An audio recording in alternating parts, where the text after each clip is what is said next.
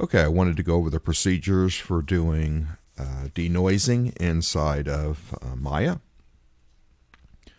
So one of the first things we want to do is make sure that we get our lighting set up correctly.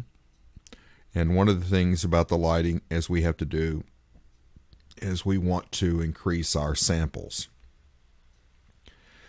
So when you pick your light, like here's my sky dome, when you go over to samples, it defaults to something like 2. Okay. Now what this is this is the amount of rays that are going to hit. Think of it that there's a 1-inch area, and we have a light ray that's going to hit that and bounce off. Okay. And so it's how many light rays. Okay. So I would tell you to increase it to about 4 on your samples. That means you're going to have 4 light rays that are hitting it, and we need to do that on all the lights. Okay, so we go over here to our next light. We're going to go 4 here.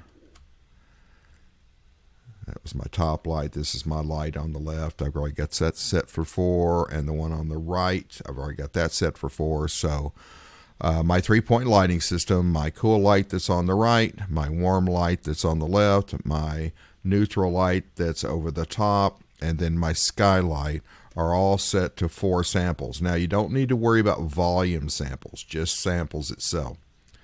Volume samples is when we're doing something like we're creating atmospherics in there, like fog or something like that, which we're not doing. So samples, that's how many rays of light are hitting our objects and bouncing off. Okay, now as you turn these up, the rendering gets better, but it takes longer to render. The next thing we need to do is we need to go into our render setup, and we need to look at our Arnold tab, and here is the quality of rendering in Arnold. Now I see a lot of things like videos out on YouTube and stuff. You have to watch what's on YouTube. A lot of people don't really know what they're doing, and they'll tell you to come in here and turn this camera up to say something like 5. Now you can do that, but this is an amplifier for all of these other calculations. And really, we don't need to be increasing all of these calculations. We just want to increase some of the calculations. So volume direct, that's like fog, which we just talked about, so we're not needing to increase that. Subsurface scattering, that's kind of like light penetrating through thin skin, like around your ears or like a candle. We're not doing that in our scene. Transmission is the bending of light as it goes through something glass, so that could be a factor. Specular is the highlight on something, that could be a factor. And diffuse is the color of it. So really for what we're doing, in my opinion, I might increase this diffuse maybe to 4, and I think your specular and transmission will be fine as is. So I would increase that a little bit. So you're just increasing the basic color of your scene, the quality, and then through the lights, we've increased the quality of the shadowing that's in there. Okay, on your Common tab, this is where you're going to set up your render, and you can give it a name. I've just got mine called Glass Test here. Then you've got different file formats like PNGs and such. We want an EXR. Okay, an EXR saves multiple layers and saves information on layers that our denoiser is going to be using. We want to click on this to preserve a layer name, and we want to turn on this to merge our AOVs. Okay, this is going to process with our denoiser. Okay, in Maya, the denoiser is under AOV. So you go in AOV and you click this on, this output denoising AOVs. By clicking this on, then it's going to come back over here and tell it what layers are needing to be saved into this. And we're going to pick some specific ones. Specifically, we need is a normal. Okay, the N is a normal. Now you can click this button, which puts it over here. We also want a position, and another way to put them over here is just to double click on them. Positions over here. And then we need albedo, which is color. Albedo is another word for base color or diffuse, which basically means color without shadow or highlight or lighting on it. These are the 3 layers that we need inside of our render. Okay, so that's what we need to set our render up. So I'm going to go ahead and close this window. Then you need to be over here on your tab. We're normally in the modeling tab because we're modeling. We want to go to the rendering tab. When we do that, our menu up here will change a little bit.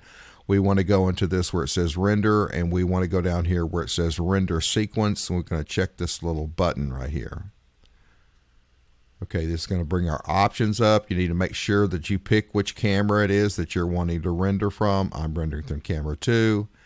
And then this is where the file is going to be placed. Okay, so you want to place the file, and you want to place it in your images folder. Okay, so inside of Maya, you set your project up. Okay, source images is where our texture maps are put, and images is where our render output. So when we render thing out, we're putting them in images. So it's going to go into this folder.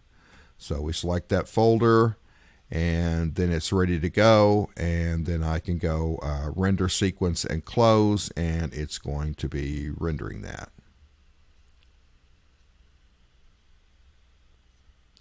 And so our little render window will pop up, and then it's going to go through its process of rendering. It'll take a little bit to render this, so what I'm going to do is pause my recording until the render finishes. Okay, so now the render is done, and I know this flips out people sometimes when they see this. This is just because it's showing you one of the layers that it was rendering. It's not showing you the final thing, so don't be concerned about that. Okay, so the next thing we want to do is open it up in Photoshop. So let's go do that.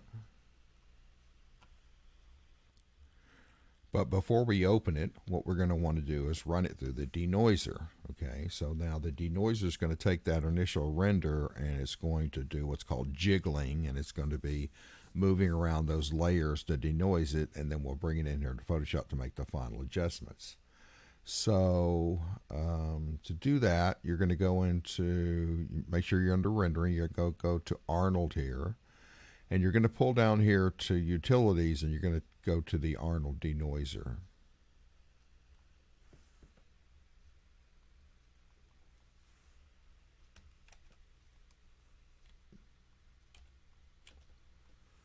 Okay, so in the Arnold denoiser, right here is our input, so we're going to go into and get our input.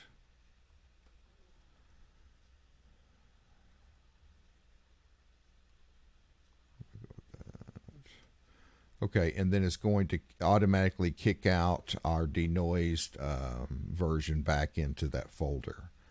So we pull the render that we did in here, and then it's going to kick one out. Okay, and then we hit denoise. It'll take a second for it to go through it. There's some adjustments that can be made in here, but for the most part, what we're doing, the adjustments are fine as they are. Okay, so there it's done the denoiser, so back over to Photoshop. And, okay, here's the folder. Turn all my formats. And here's the file. The denoised one, that's the one that, so here's my original, and then there's the denoised. So I open this up. Now it's going to ask you transparency or alpha channel. We're going to leave it on transparency, click OK, and that's going to bring your file in. Now, because we were doing an OpenEXR, this is it's not an 8-bit image, and we want to switch it to an 8-bit image. So we'll go to image mode, and then we're going to change it from the 32-bit, which has all those layers in it, to an 8-bit. And then we're going to merge it. And then sometimes this will go really dark. What we want to do is go here to exposure and gamma. And then we want to adjust. Usually it's up a little bit. Don't go too far. People's like, whoa. Okay, so we're just up a little bit to get it so it's about the same lighting that it was when we did the initial rendering. And then we're going to click OK. And then what I like to do is make a copy of it, and then I'll go to image and I'll do an auto contrast. And then I'm going to put an adjustment layer on this, okay, and I'm going to go with levels. And then I'm going to come in here and I'm going to crush this a little bit. I'm going to increase the darkness and increase the lightness just a little bit. So I'm just trying to adjust my mid ranges a little bit to be a little deeper. So it goes from this to that, a little bit more contrast, or you punch in the midtones a little bit. And there we go. And then there's my piece. Okay, I'd save it out as a PNG, and then I could post that. Okay, hopefully that helped you guys. Thank you very much.